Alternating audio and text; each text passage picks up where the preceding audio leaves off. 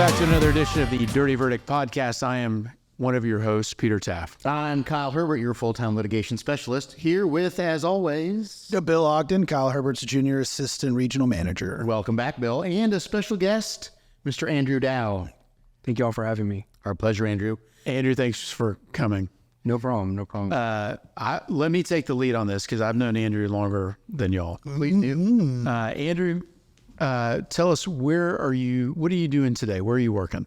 I'm a partner at Daly and Black. We do civil litigation. We're just about a couple buildings from here, so not too far of a drive afterwards. Easy walk. Oh, because this is the evening, and I know Andrew puts in the hours, so you're going back to the office, I assume. Well, we got a lot done today just to make time for y'all, so. Woo! Appreciate you.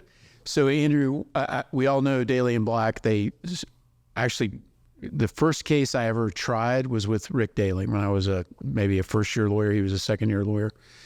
And then John Black was a law clerk at the firm. So I'm very aware of what they do. They kind of got out in front of the first-party insurance practice early on, but I know it's grown to much more than that. So what do you do over there? Right. So I pretty much head the injury department, and we do commercial litigation as well. And so I oversee about 8 to 10 people. And we have a number of lawyers at the firm that do everything from insurance, trial work, and also appellate work. So, we're kind of a versatile shop, a lot of different backgrounds, experience to the table, and it serves our client base well. Is y'all's focus still majority first-party work?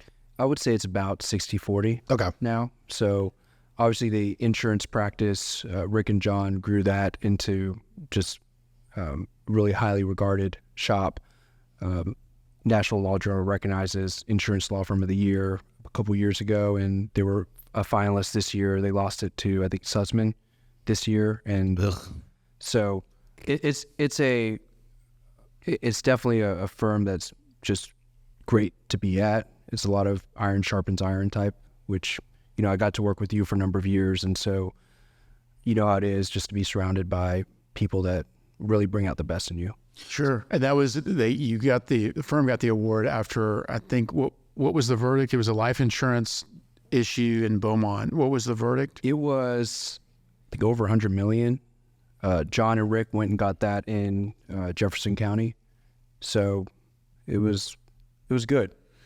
But definitely much more than that. I mean, you're handling the injury docket, and I know John was trying a case, I don't know, 2 months ago, probably a death. Yeah, so you know how it is. You can prepare cases for trial, and it might settle at the courthouse steps. It might settle right after opening. It might be some really highly confidential settlement that happens mid-trial or right before closing or right before verdict. And so we've prepared for a lot of cases this year to trial. A number of cases have gone to the end or right before verdict. And so we're happy with our results this year. Yeah, so you guys had a case, probably, like 2 or 3 months ago. I watched John do the opening, and I think you guys got through like 2 days of testimony, and then I guess it settled.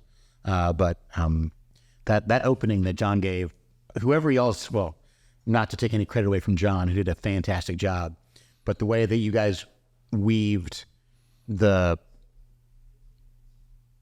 video and the audio and the testimony like into the opening and then right into the first witness was like Steven Spielberg stuff. And I told John that, but it was really great to watch. It was really neat. Yeah, no, he's a fantastic speaker. I will tell you that I've been blessed to learn from good people, great lawyers, John Black, Marcy Rothman over at Kane Russell. Before that, Tony Busby when I was working with Peter.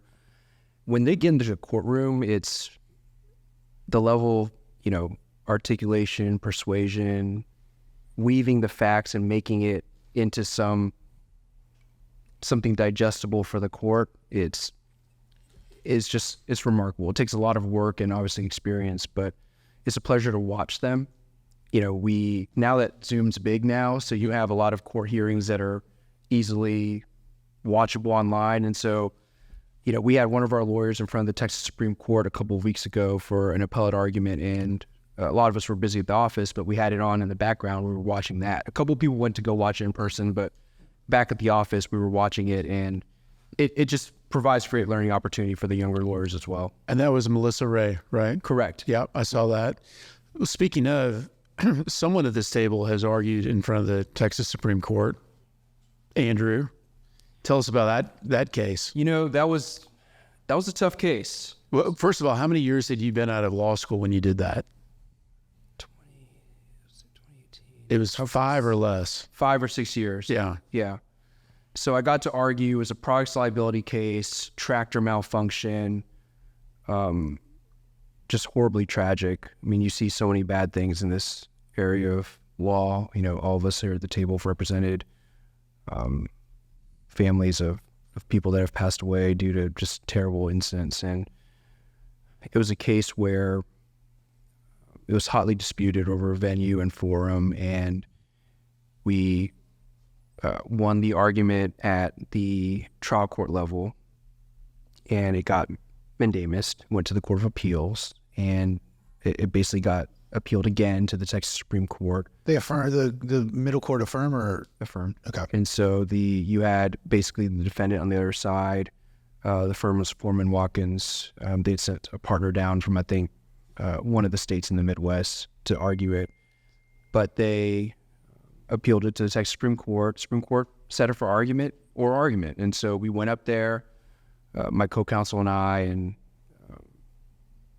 I argued it. I got to do the briefing for the entire appellate argument, and I argued it myself, and it was just a fantastic experience, and I'm glad that the justices ruled in our favor. That's pretty rare, I would say, that the Supreme Court rules in favor of a plaintiff, and that's not a political comment. That's just Yeah, you never want to get up there. that's just stats. But that issue was a forum nonconvenes issue, as I recall. Right. It was forum nonconvenes, and it was kind of technical in a lot of ways. And so, you know, the questions were tough on the panel, and I think the justices did a good job of really honing in on what really went to the core of the analysis and not go for the red herrings that the defendant was trying to bring up.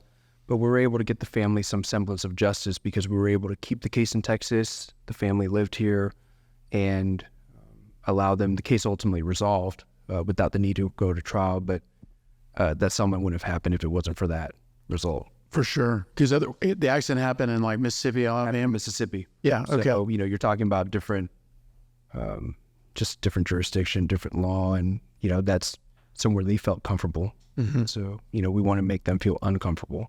Sure. Well, okay. So what I wanted to focus on is how long have you been out of law school? It feels, time flies. It's been 11 years now. So I graduated in 2012.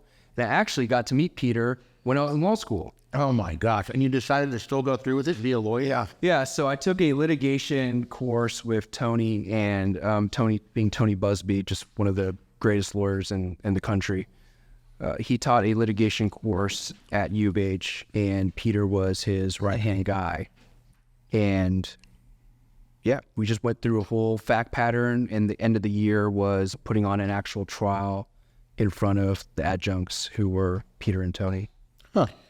Yeah, the class was called Litigating Contract Disputes, but we really kind of structured it because we were both federal clerks, and I feel like that was such a benefit as a federal clerk because you saw a case, you know, start with the Rule 16 conference and all the way through trial, and I felt like that was such a benefit. So Tony and I structured it that way to where the students would see it, you know, from meeting the client, drafting the complaint, discovery, depots, and all the way when we did a little mini trial at the end. And Andrew obviously was stuck out to us, and I believe Tony offered you a job. That was your first job, right, with us? Yeah, right out of law school. Huh. So that was lined up and kind of grew there. Stayed there for about 7-8 years, learned a lot of things, got to represent a lot of great people, got some good results, and Andrew, where are you from originally? from Houston. So born and raised here. My parents immigrated over from Vietnam after the war. My dad passed away last year, and but my dad and my mom and my grandma came over here. My grandma and my mom actually escaped Vietnam on a refugee boat. Wow. So, you know, it's a boat that was filled to the brim. People passed away, no food, no water. They were able to make it to an adjacent country that let them in. The story just could go on forever, but basically they got safe transport out of there, ended up in Canada of all places, and eventually came here. At which part of town did you grow up in? Southwest Houston. Which high school? So I went to straight Jesuit. Okay, cool. And then UT. Yeah. There we go. There we go. Hook 'em horns. I mean, it's a theme. I will tell you that I'm so glad I went to UT because not only of all the friendships I made, but it really is a school that you can feel proud of for going to. The alumni connection is real. People bond over it. People talk about it. It's just a great college experience, right? I have cousins that go there, different close friends, kids that, they're hoping one day we'll get to go there. And it's getting tough. It's heck to get in now, right? Very hard. So did you always know you want to be a lawyer? No, I will tell you that my parents wanted me to either be a doctor, a lawyer, or an engineer. So it's going to be one of those three. And then you figured out you couldn't do math. Yeah. I was not good at science, for sure. And so I went to UT. I was actually biochem pre-med, and I got to UT, did well in bio, didn't do great in chemistry, pivoted, and ended up economics. Law school was kind of a perfect choice because it was in the three areas that I would be interested in, plus there's no prereqs really for law school, so it just worked out well. So one of the things I wanted to focus on with you is in 11 years, you've done a ton of stuff and you've gotten to a very good spot. And I feel like that's been very intentional for you as far as how you've tried to operate and learn, and some strategic choices you made. Starting with, I'd say, as we talked about in the law school class, I mean, I recall you coming up, talking to Tony and I at the end of every class, asking follow-up questions, emailing, like really trying to gain info from us. But what advice would you give to a young lawyer on how to, starting to think through, maybe a law student or a young lawyer, what should they do to hopefully elevate to where they're sitting, where Andrew Dow is sitting here 11 years later? I will say that always ask questions, be inquisitive. There's always something to learn. Even today, there are times where Bill and I will get on the phone and just be a sounding board for each other on a couple of cases, right? Or I might call someone that I view as a mentor and say, look, am I looking at this right? Or at the office, we'll sit together in someone's office and just brainstorm a response or a strategy to a case. I think that there's always learning opportunities. We can think we've done everything or we've seen every factual scenario, but the reality is we haven't, and other people can bring a different perspective. And I think that not being a know-it-all, so actually coming to the table and saying, all right, I know this, but I'm going to be able to learn and take away everything from, or something from every case. I think that perspective, that outlook will really advance your career and as an individual as well, right? Because, we've talked about obviously the cases that we've brought up today, but there are cases where sometimes things don't go as planned. You might lose a certain motion, or you might have approached it a little bit differently than you wanted to, and you look back, what could I have done differently? And there are cases still to this day, if there's a motion that doesn't go our way, or something just drags out because we could have done a different strategy or explored a different line of questioning with the witness, those are things that I take away, I put in my head and bring it to the next case. So constantly learning. And I think it's important to work well with others and work hard. I mean, they sound cliche, but one, you want to be someone in the workplace that people feel comfortable coming up to, right? I remember as a young lawyer going into Peter's office, going to Caroline's office and asking them questions like, well, what do you think about this? Or, hey, I'm looking at it with this perspective. Or going to Tony's office and saying, hey, this is how I'm looking at it. Am I crazy here? Or is there something that we can pull at and tug at? And I think you have to ask questions. I think some people are afraid to ask questions because they don't want to feel like it looks like they don't know something or that they're off base. But you got to ask. You're never going to know. And so that's the first thing. But also working hard. There's no substitute for hard work. I mean, you've heard Tony say it a million times. But you got to put in the hours. I mean, the first few years, mean, a lot of late hours at the office, but it helps you become a better lawyer. And I think that now we all at the table might work more efficiently, right? Because it would have taken us longer back then to do some of the things that we're doing now, when we've managed to condense that time and work more efficiently, whether it be taking a quicker depo or kind of cutting to the chase, being concise, or briefing a response to emotions. Could take you a lot less time than it did before. Yep. It doesn't mean you're working less. It just means that you figured it out. But I think I would tell young lawyers, put in the time, right? Maybe you're only expected to be there a certain amount of time, but go to the office. It's not about showing face. It's about doing it for yourself, right? Who cares if someone sees you or they don't see you? Do it for yourself. Stay the hours that you need to stay to advance your career and advance your knowledge of the law. That would be my advice. Okay. And then the other thing I would ask is, there'd be times when we work together where I would come to a mediation with you or something where you'd work the whole case up, and I would be surprised with how much money was being offered by the other side. And so there's a reason for that. So how do you do things now? How did you do things in the past to prepare the case for that point in time of mediation where you were having a good result? So I will say that, having worked plaintiff and defense side, it's important at the beginning of a case to really push on a case so that the other side knows what they're dealing with, what their exposure is. If you're not paying attention to the case, then why would the defense lawyer report to their insurance company or their claims rep that it's a high exposure case? If you don't care enough to be working on it where you're making them work on it, then why would they think the case is a priority? So fresh out the gate, if you're talking to them and you're filing a lawsuit and you're sending discovery, once those responses come in, review them, right? I think some people just sit on it. They view it as, hey, there's a 9 to 12 month window for discovery. Okay, so let's just get things done whenever we get things done. But I think being aggressive is important because you're setting the tone for the entire case. So as soon as you send out discovery, it comes back. You should already be looking at it to see what's there and what's not there. And then also looking at the discovery to see who should I depose. So you're always going to want at least a corporate rep, but there's a lot of people in the documents, whether it be people involved in the investigation, the training or lack thereof. There are always people that you can use as pressure points. At the end of the day, if you're taking a lot of depositions, it doesn't matter. It doesn't have to be some 4 to 6 hour depositions. Most of my depositions now are only an hour and a half, but I get a lot in them because I cut to the point and I know what the pressure points are for that case. So you're forcing the defense lawyer to go back to the purse strings, essentially, the claims rep or the insurance company, and say, hey, we have a problem. They pointed this out in the depot. They pointed out this out in the depot. At a minimum, you're forcing them to work the file, but more importantly, you're allowing them to see if you put up these witnesses at trial, there are going to be problems for you. You might think that your case strategy is perfect, but these are things that we can pull on and apply pressure or unravel your case. So I think from a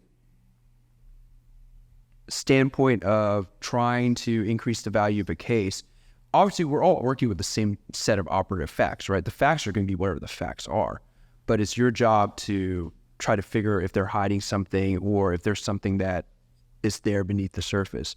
So a lot of people, they just accept, and I don't want to say a lot of people, but there are people that, whether it be for volume of cases or they just don't have the time, they can't put the same level of attention on every case, and that's understandable.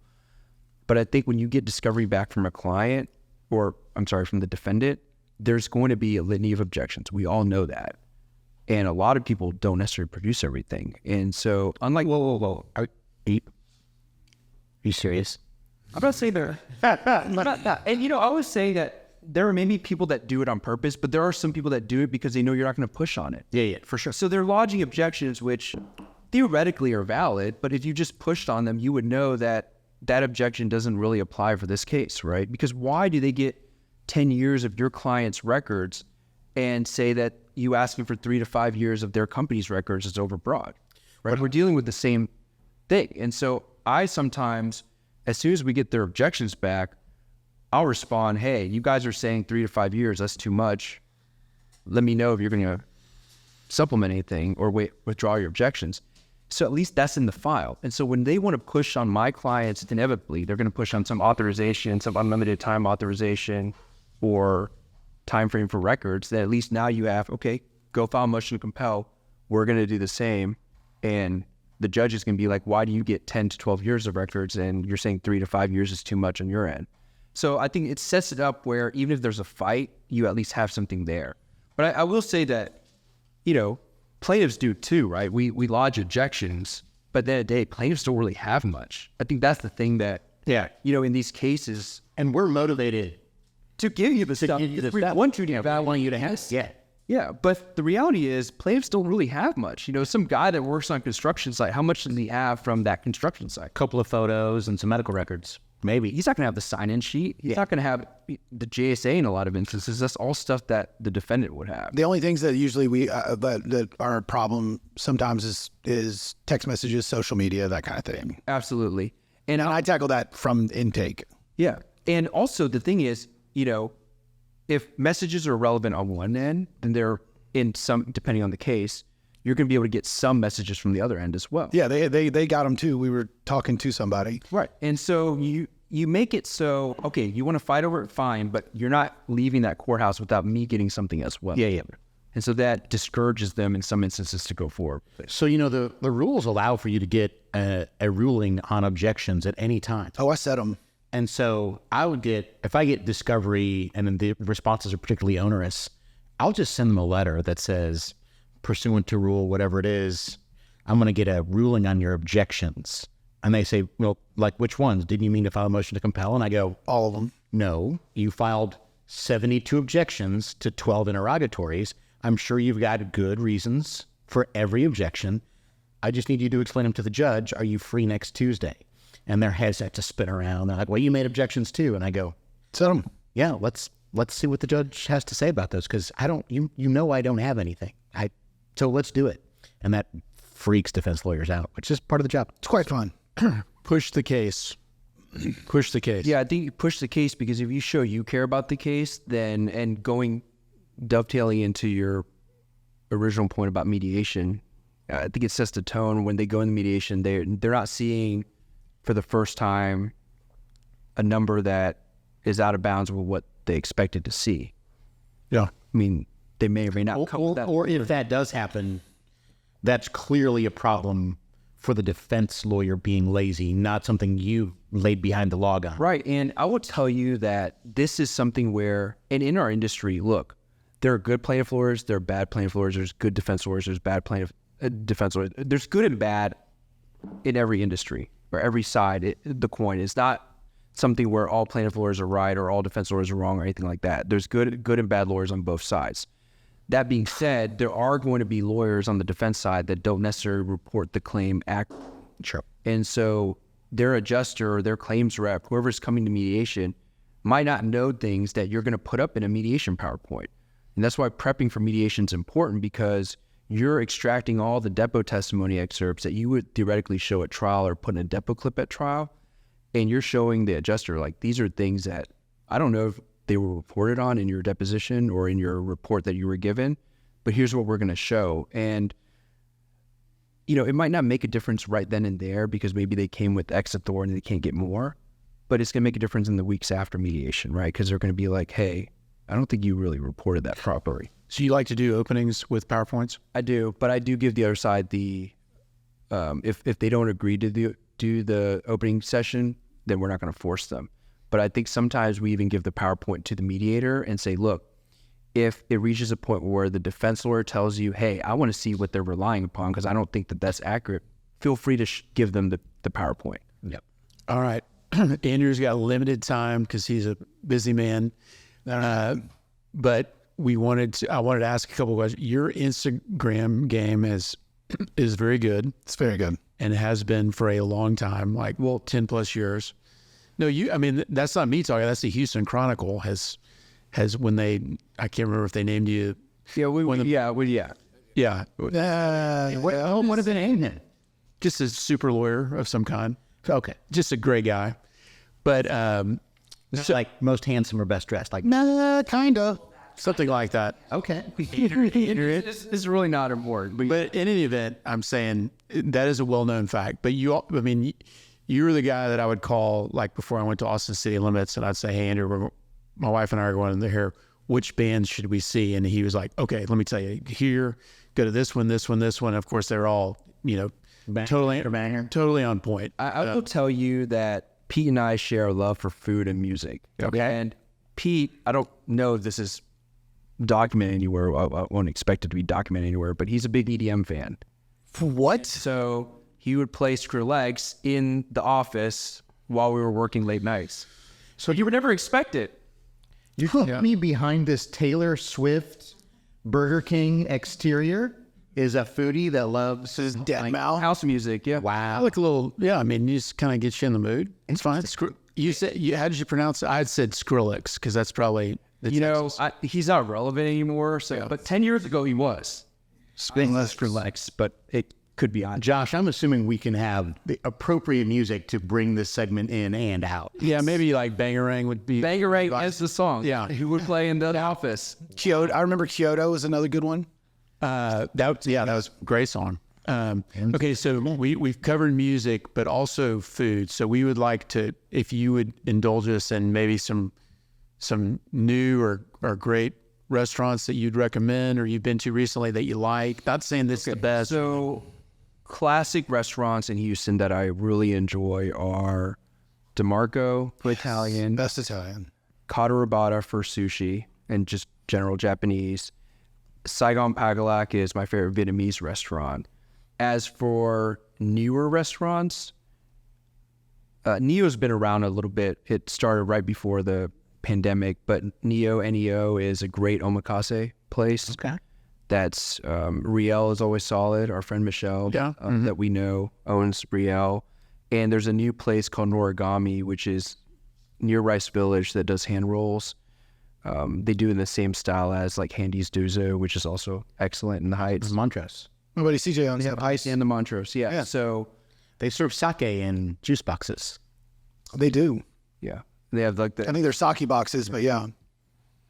Can we? Will they DoorDash this? those are kind of the places I like. But I will tell you, my favorite food is always going to be in Chinatown or Asia Town on Bel Air. Who's the most famous person you've seen at DeMarco? I don't know about DeMarco, but Do famous people go to DeMarco? Dude, I sat next to Gloria Estefan at DeMarco. And I sat next to, like a couple weeks after that, I sat next to Vicente Fox, the former president of Mexico. And Oh, those are pretty good. I see famous people there all the time. wow, But I go there, I mean, to be fair, I go there a lot. this is a good place. That's the best Italian. Anyone famous there? Me, I haven't either. I mean, I go there and I'm like, they're like, do you want truffles on this? I'm like, yeah, of course I want truffles. It's so good. Have you had the Kobe beef skewers at Qatar? Kata, yeah. Yes. It's not fair. Katarabata is like, I can almost walk there from, well, you can walk there from your office. Probably have. We should just all walk there at the midpoint of our respective offices. One day between Katarabata, Pappas Brothers, DeMarco, like, Have you been to Little Oysters? no, so I'm allergic to oysters, but Okay. Where's Little Oysters? It's on Shepherd, right across the street from Trader Joe's. It's the old Pappas seafood, right? Yeah. Into like Yeah. nice oyster house. It's really good. I would recommend it. Any bars you'd recommend? Have you been to Refuge? yeah. Sure. Yeah. Refuge above Anvil. They also did a coffee shop. I don't really drink much anymore. Yeah, I was going to say, I didn't think you did. It's more eating. And then last thing, so which University of Houston Law you still have a relationship with? What are you doing with them now? I do. So I think it's important, and I kind of learned this from you, just give back to the school whenever you can. And I help coach mock trial. So Judge Weems is the head coach for the mock trial team, but she has several associate coaches under her. So I'll coach 1 to 2 teams a year. And I've been doing that for about 7 to 8 years now. She has a very similar family background. She, at her investiture, she talked about a very similar story, like last boat out of Vietnam. And that's kind of, it's awesome that America gives that opportunity, but like, it's a crazy story that her family's been through. Yeah, no, it's people that came over in the generation that we're talking about. It's just a lot of hardship coming over here, no money, language barrier is remarkable. I mean, my dad and my mom and my grandma, I mean, I wouldn't be here today where I am anywhere near close without them. And so very much appreciative towards it. I think it helps having that background because it makes you not really take anything for granted.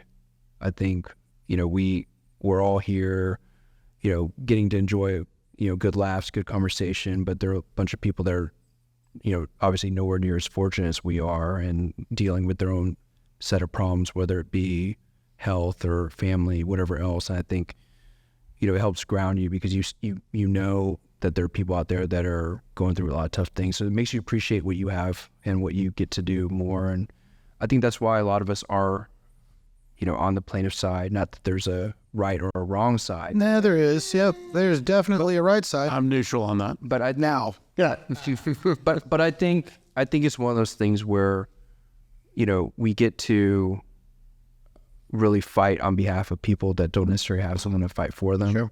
And, you know, try to get something to put back their life to what it was, or in some cases it's never going to replace what happened, but just them knowing that you're fighting to get them justice and fighting on their behalf, I think it goes a long way. Andrew, I'm getting the high sign that we have to let you go. We want to be respectful of your time. It was limited tonight, but I was going to say we'd love to have you back, and maybe, I don't know if it's in the budget, maybe we could do like a satellite show. helmet cams, helmet cams. Peter's probably going to say no. He always says I've no. approved helmet cams multiple times, but I'll approve an Field trip? EDM field trip as well to a band. I'll tell y'all, man, thank y'all I've seen many of these episodes. Y'all have had great guests. It's just you. Honored to be here, but it's great chatting with you guys. I look forward to the next time. Yeah, absolutely. Do it again. You're always invited back. Thank you, Andrew. And I will then also remind everyone, if you enjoy this content, subscribe to our YouTube channel, Instagram, Spotify, Apple. yeah, all the spots. And so you'll get stuff when it comes out in real time. So Thank you very much, Andrew. We'll see you guys next week. Thanks. Sounds good. Thank you.